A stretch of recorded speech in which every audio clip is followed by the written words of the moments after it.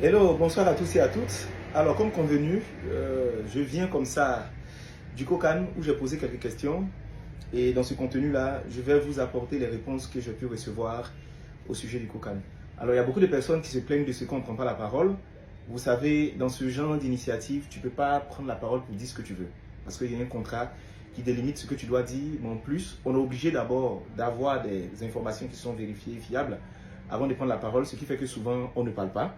Mais on a vécu cette colère qui est en train de monter au niveau de la population et la population a raison parce que ce n'est pas normal ce qui se passe. La première question, et celle-là qui brûle toutes les lèvres, c'était de savoir qu'est-ce qui se passe pour qu'on voit sold out quelque part et que sur le terrain ou bien dans le stade, il y ait des places qui soient vides. Comme le spectacle qu'on a dû vivre lors du premier match des éléphants. La réponse est que c'est la CAF. C'est la CAF justement qui est chargée de la billetterie. Là, c'est vraiment leur chasse gardée. Personne n'intervient dans ce domaine, c'est eux. Le vrai souci vient du fait que, suite à ce qui s'est passé, la CAN passée au niveau du Cameroun, il y a eu beaucoup de soucis liés à la gestion des finances de la vente des tickets. Donc, ils ont décidé cette année de digitaliser tout le système, premièrement, et ensuite de gérer ça eux exclusivement. Il se trouve que le système qu'ils ont mis en place bug. Le système qui a été mis en place a beaucoup de difficultés à être fonctionnel. Ce qui fait qu'on a tout ce qu'on voit en ce moment-là. C'est-à-dire, si vous avez remarqué, il y a des gens qui payent les tickets. Ils se rendent compte qu'après, les tickets ne sont pas disponibles. Il y a des gens qui payent, n'ont pas reçu le message qui dit que voilà, le ticket est payé ou bien voici le code. Pas du tout. Donc, il y a un vrai problème.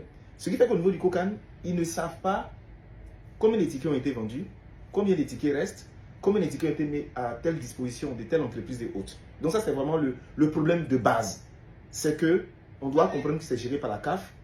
Et si vous vous renseignez, la CAF a beaucoup de difficultés en ce moment à réussir à mettre tout le système en place parce que justement, ils sont en train de le tester. Et quand on vient tester ce genre d'innovation, ça donne des résultats que nous voyons en ce moment. Hier, il s'est tenu une réunion jusqu'au petit matin pour justement situer les responsabilités et les autorités sont montées au créneau pour poser des questions. On a mis ces personnes-là devant les faits. Ils n'ont pas pu donner de bonnes réponses parce qu'eux-mêmes, ils sont embêtés par la situation. Ça, c'est le premier des points. Le deuxième des points, c'est vraiment au niveau du réseau informel qui a été mis en place. Alors, il y a des tickets qui ont été vendus à des groupes parce que l'État de Côte d'Ivoire a insisté pour que les grands groupes, les administrations, les entreprises payent des tickets en grande quantité afin de pouvoir les ventiler dans leur réseau, dans l'entreprise et autres pour qu'on puisse avoir l'affluence qu'il faut. Il s'avère qu'au sein de ces entreprises, il y a d'autres qui ont commandé des tickets et qui ont décommandé par la suite. En fait, il y a des gens qui ont commandé 5 000 tickets, 10 000 tickets, qui après sont revenus dire non, finalement, on va prendre que 3 000 tickets, on ne va pas prendre toute la quantité. C'est ce qui a justifié la vente flash qui a été organisée parce que les tickets ont été réservés par des personnes qui soit n'ont pas pris les tickets, qui soit n'ont pas payé tous les tickets ou qui soit ont désisté à l'approche des dates. Donc, il fallait trouver le moyen de réussir à revendre ces tickets-là, ce qui a fait qu'il a fallu faire une vente flash automatiquement. Et on soupçonne que ce sont aussi ces grands comptes-là qui, justement, une fois qu'ils ont payé beaucoup de tickets, réussissent à les revendre. C'est possible.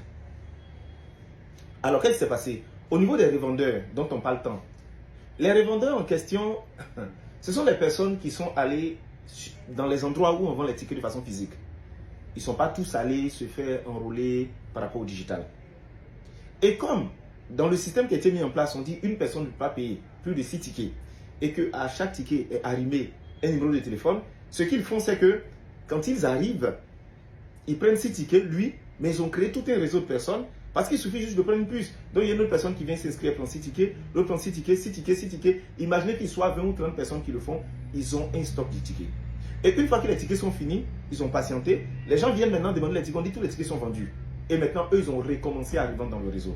Heureusement, ils ont commencé à être arrêtés au fur et à mesure et on a passé le message de dire à la population ne payez aucun ticket dans le réseau informel, justement. Il y a beaucoup de personnes aussi qui ont attendu vraiment la fin du processus.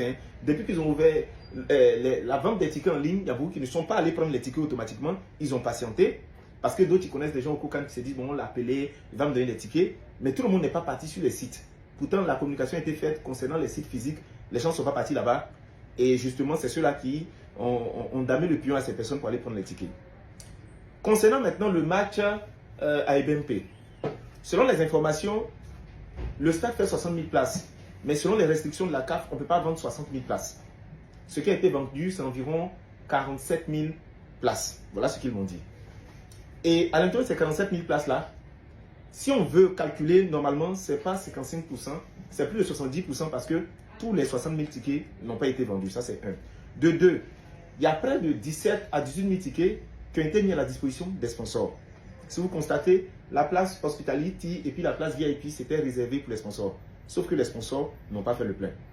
Ils n'ont pas envoyé les personnes qu'il faut. Donc, ils ont pris des tickets et les personnes ne sont pas parties parce que justement, il y a beaucoup de personnes qui se méfient du stade des BNP parce que c'est compliqué d'avoir accès sur la route, on se voit emmerder, tout ça. Donc, il y a d'autres qui n'ont pas pu distiller les tickets dans le réseau. Ce qui a fait que finalement, bon, les places sont restées vides. Sinon, logiquement, ça a été vendu. C'est pourquoi ils ont mis sold out parce que ça a été soit vendu, soit mis à disposition, mais les gens ne sont pas venus. Alors, il y a aussi le souci où il fallait visiter constamment le site parce qu'il y a des tickets qui n'étaient pas disponibles, qui deviennent disponibles parce que tout ça c'est lié aux bugs et aux différents problèmes qu'on a eu. Le vrai souci c'est que la CAF a refusé des prestataires, ils ont refusé de prendre certains prestataires. Ils disent eux-mêmes vont gérer tous les systèmes.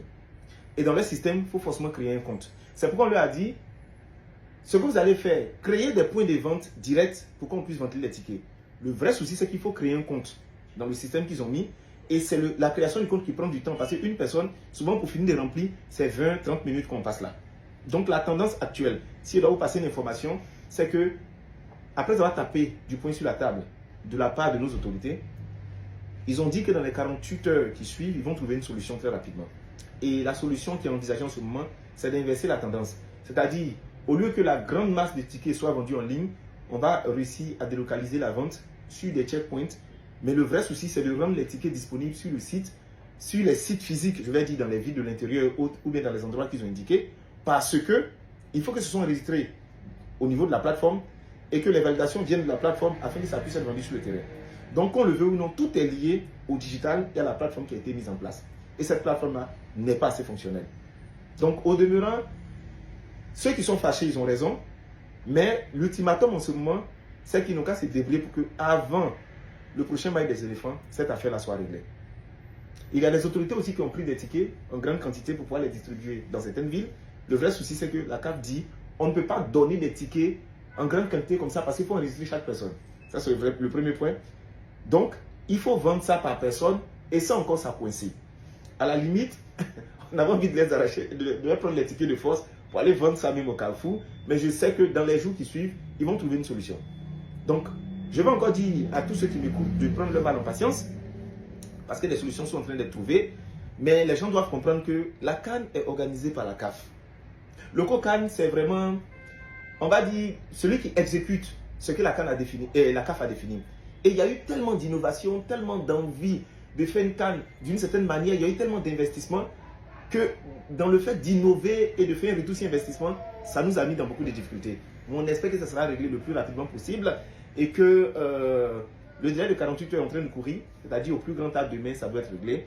On compte sur eux pour que l'affaire soit réglée. Donc voici les réponses qu'ils m'ont données. Je sais que d'autres seront satisfaits, d'autres ne seront pas satisfaits, d'autres vont insulter comme d'habitude, mais sachez que ce sont les réponses qui ont été données. Et je ne peux pas inventer d'autres réponses. On espère juste que ça sera réglé le plus tôt possible afin qu'on puisse avoir accès au match. Au revoir.